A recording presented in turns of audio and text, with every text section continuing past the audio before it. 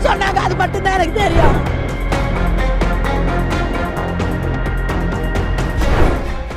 பஹல்காம் தாக்குதலில் பலியானவர்களுக்காக மெழுகுவர்த்தி ஏந்தி அஞ்சலி செலுத்திய காங்கிரஸ் பிரமுகர் மத்திய அரசை எதிர்த்து ஆவேசமாக குற்றம் சாட்டிய நிலையில் காரில் கடத்தல்.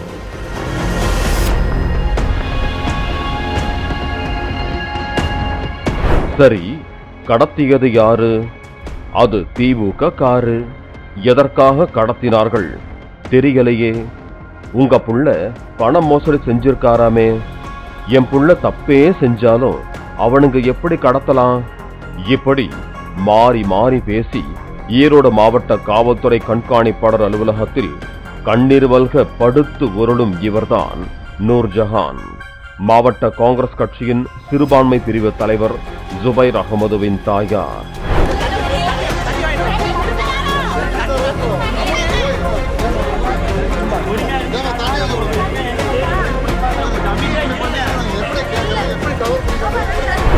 என் புருஷன் வந்தாகணும், இல்ல என்னோட முடிவுக்கு நீங்க தான் காரணம்னு ஓடுற வண்டியில தலையை கொடுத்துருவேன் என உரக்க கத்தி ஓடி சென்று போலீசாரை பாடாய்படுத்திய இவர்தான் ஜுபைர் அகமதுவின் மனைவி.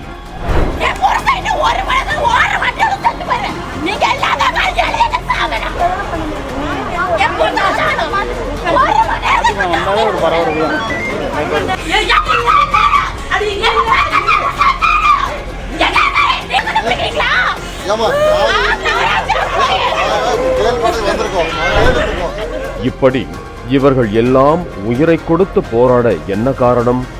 உண்மையிலேயே காங்கிரஸ் பிரமுகர் கடத்தப்பட்டாரா? அவரை கடத்தியது ஏன்? இந்த பரபர அழுகாட்சி ஆக்டிங் பின்னணி குறித்து விவரிக்கிறது இந்த செய்தி தொகுப்பு.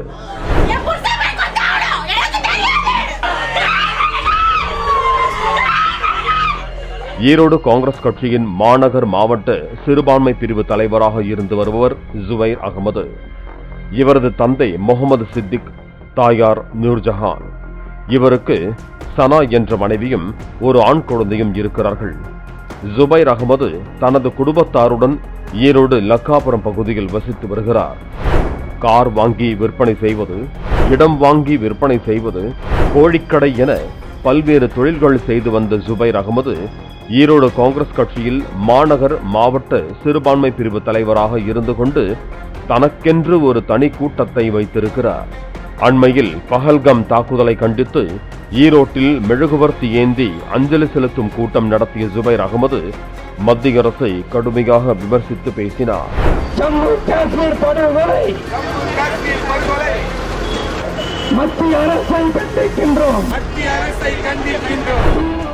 இந்த நிலையில் புதன்கிழமை மதியம் ஈரோடு பேருந்து நிலையம் எதிரே காங்கிரஸ் கட்சி அலுவலகம் இருக்கும் மூலப்பட்டறை பகுதியில் நின்ற ஜுபைர் அகமதுவை 2 கார்களில் வந்தவர்கள் தூக்கிச் சென்றனர். முன்னதாக ஜுபைர் அகமதுவை காரில் ஏற்றியவர்களிடம் தாய் நூர்ஜஹான், நீங்கள் யார்? என் மகனை எங்கே கூட்டிச் செல்கிறீர்கள் என்று கேட்க, நாங்கள் ராமநாதபுரம் கீழத்தெரு ஜமாத்தார். உங்கள் மகன் எங்களிடம் 65 லட்சம் ரூபாய் வரை பணத்தை பெற்றுக்கொண்டு ஊரை விட்டு ஓடி வந்து விட்டான். அவன் எங்கு இருக்கிறான் என்பது தெரியாமல் தேடி வந்தோம். தற்போது அவனை எஸ்பி ஆபீஸுக்கு அழைத்து செல்கிறோம் என்று கூறி சென்றதாக கூறப்படுகிறது. 2 காருங்க, 2 காரை தான் நான் பார்த்தேன். முதல் கார்ல அவனை வச்சு கடத்திட்டு போயிட்டாங்க. பின்னால ஒரு கார் போச்சு. எல்லாம் பெரிய பெரிய ஆளுங்களா இருந்தானுங்க. டிஎம்கே காருன்னு சொன்னாங்க. அது மட்டும்தான் எனக்கு தெரியும். என்னங்க என்னன்னே தெரியலீங்களே. எனக்கு தெரிஞ்சாதான் நான் சொல்லிடுவேனே. பணம் கொடுக்கலாங்க தகராறுங்கறாங்களே. என்னன்னே தெரியலீங்களே. என்னங்க இந்த வண்டியெல்லாம் வாங்கி வித்துட்டு இருப்பாங்க. என்ன விரோதனே தெரியலீங்க. இந்த கட்சிக்காரன் அந்த கட்சிக்காரன் எது கூட்டிட்டு போறா, எது கடத்திட்டு போறானுங்க. பணம் அப்படியே ஏமாத்திருந்தாலும் இங்க வர வேண்டியதானே. நியாயமான இடத்துக்கு வந்து உங்க பையன் இப்படி பண்ணிட்டான்னு சொல்ல வேண்டியதானே. எனக்கு அதுதான் இப்ப மெயின். இப்ப 1/2 மணி நேரம் தான் இருக்கும். எவ்வளவு பணம் கொடுக்கணுமாமா தெரியலீங்க. எனக்கு தெரியலீங்க. ஆமாங்க, என் பையன் என்கிட்ட பேசுறாங்க. அம்மா அம்மான்னு கத்துற குரல் கேட்குது. என் பையன் மூஞ்சியை காட்டுறானே. நான் கார்ல ஏறுறேன்னு இப்படி காலை வச்சேன். காலை வைக்க கார் எடுத்துட்டு போறானுங்களே என்னை தள்ளி விட்டுட்டு. என்னால் நான் பொம்பளை என்ன பண்ண முடியும்? 4 ஆம்பளைங்களா இருந்தால் எடுத்து இழுத்து போடுவானுங்க. நான் பொம்பளை எல்லாம் நின்று வேடிக்கை தான் பார்க்குறாங்க. நான் என்ன பண்ணுவேன்? என் பையன் வேணுமே. அதனைத் தொடர்ந்து தனது மருமகள் மற்றும் உறவினருடன் எஸ்பி ஆபீஸுக்கு வந்து ஆளுக்கு ஒரு புறம் வைத்த அழுகாட்சி கச்சேரியால் எஸ்பி ஆபீஸ் ரணகளமானது.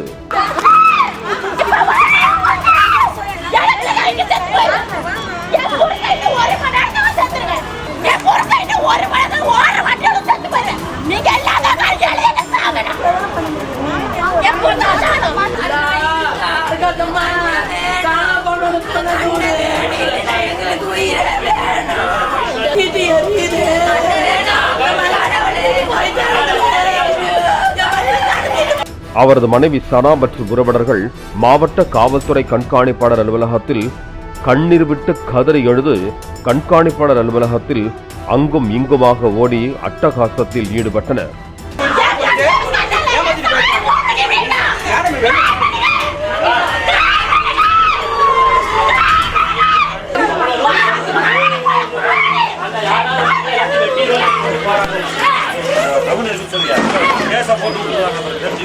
தனது மகன் ஜுபைர் அகமதுவை திமுக கொடிகட்டிய 2 கார்களில் வந்த நபர்கள் கடத்தி சென்றதாக கூறி படுத்து உருண்டு கதறி எழுது அராஜகத்தில் ஈடுபட்டனர்.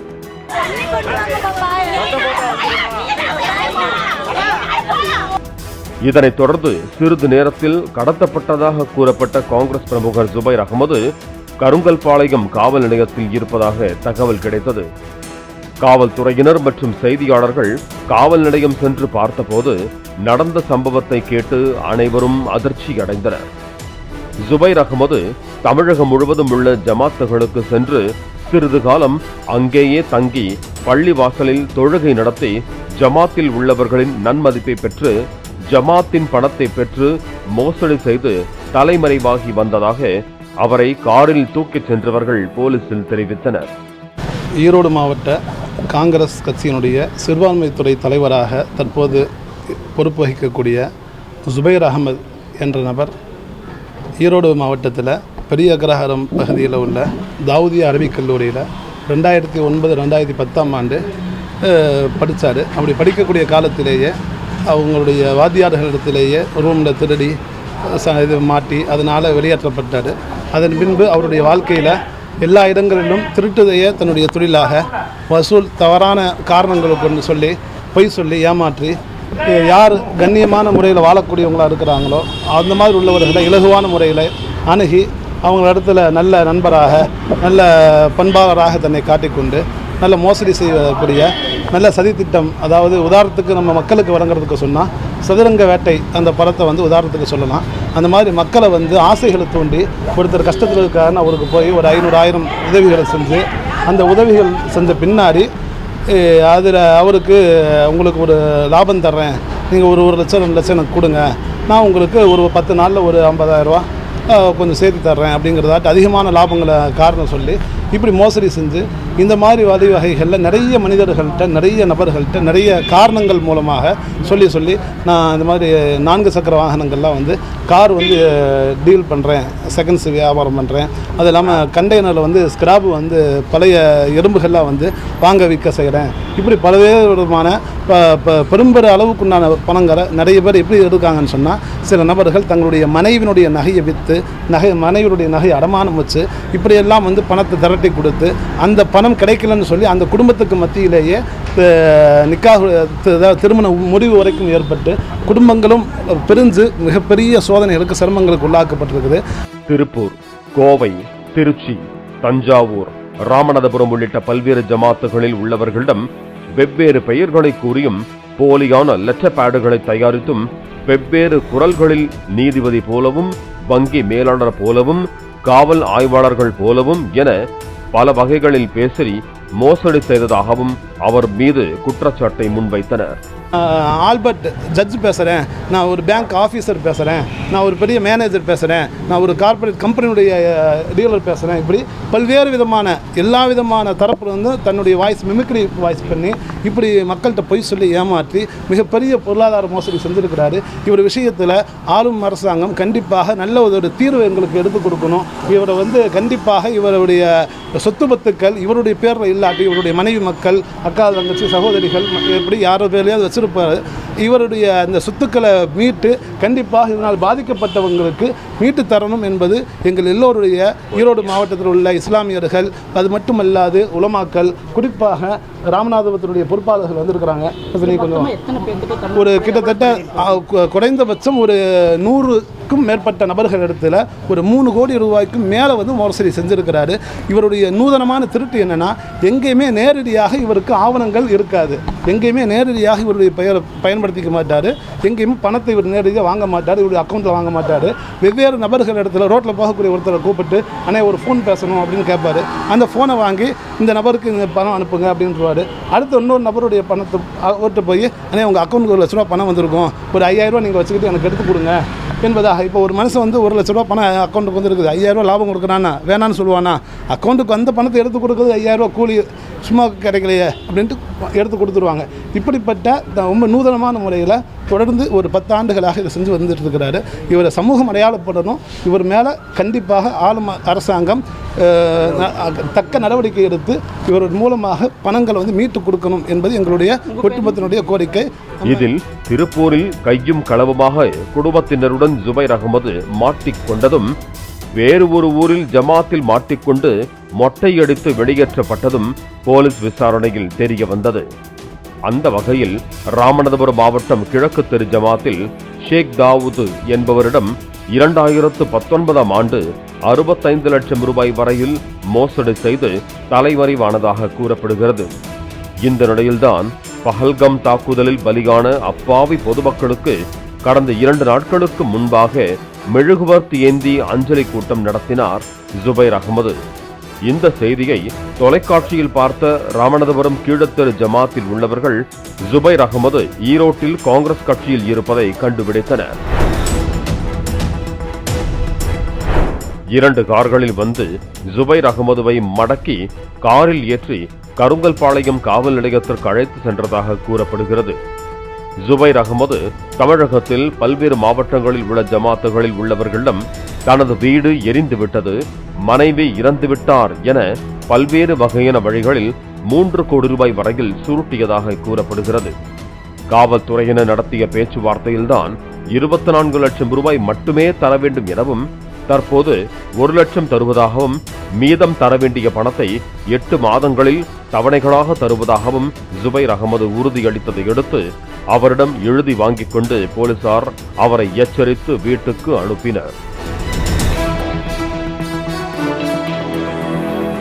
இதையடுத்து அவர் கடத்தப்பட்டதாக தாய், மனைவி மற்றும் குடும்பத்தினர் மாவட்ட காவல் கண்காணிப்பாளர் அலுவலகத்தில் போட்ட ஆக்டிங் முடிவுக்கு வந்தது.